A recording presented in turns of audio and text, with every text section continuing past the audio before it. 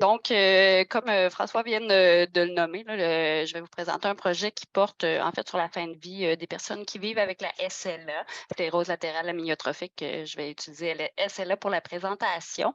Comme mes collègues qui m'ont précédé, on trouve toujours important de présenter notre équipe de recherche aussi. Donc, il y a Anne Bourbonnais puis Emilia Allard qui sont toutes deux à la Faculté des sciences infirmières à l'Université de Montréal. Myriam Arstri, qui est, à l'UQTR, tout comme moi d'ailleurs, là, au département des sciences infirmières. Déborah Humel en psychoéducation à l'Université de Sherbrooke, puis Serge Dano, qui est, à la faculté de médecine de l'Université de Montréal. On a aussi une utilisatrice de connaissances, là, Sophie Lato, qui est une travailleuse sociale à la maison de soins palliatifs, Source Bleue de Boucherville. Donc une plus petite équipe que ma collègue précédente, mais tout aussi fonctionnelle.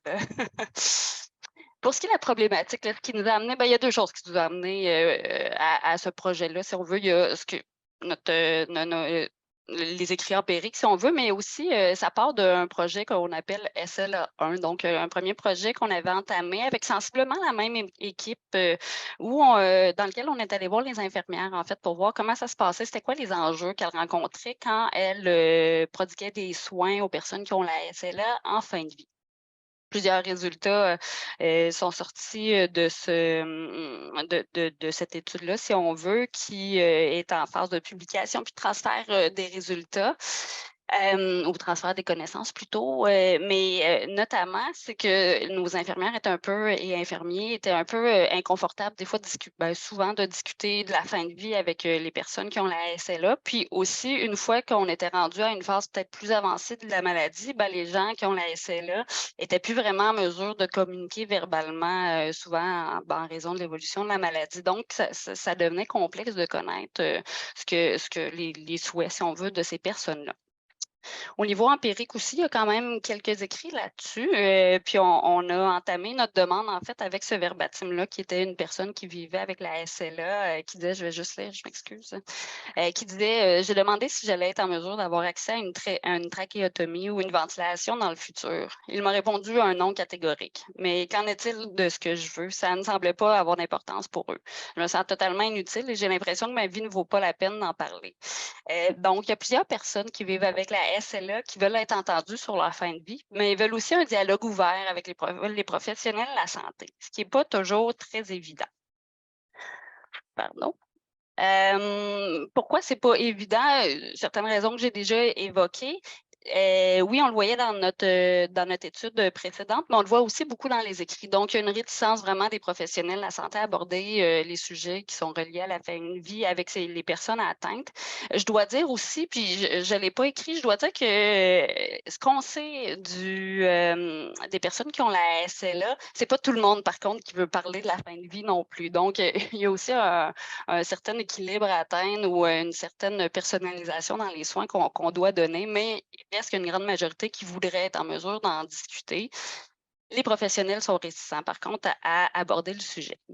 J'en ai parlé avant, on a trouvé le même résultat dans notre recherche, mais c'est aussi, j'ai backé, je m'excuse pour mon anglicisme, par les données empiriques.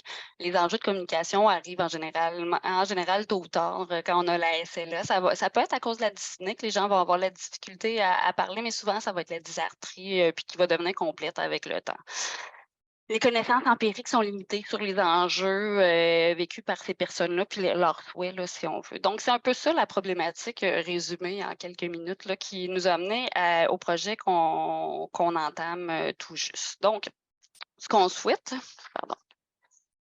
En fait, c'est, augmenter la compréhension du processus de fin de vie vécu par les personnes vivant avec la SLA au Québec. Les objectifs spécifiques, il y en a 3 dans le fond. Bon, identifier les enjeux reliés à la fin de vie, en décrire les sens pour c'est de l'ethnographie, hein, comme on disait dans le titre, donc en décrire les sens pour les personnes qui vivent avec la SLA.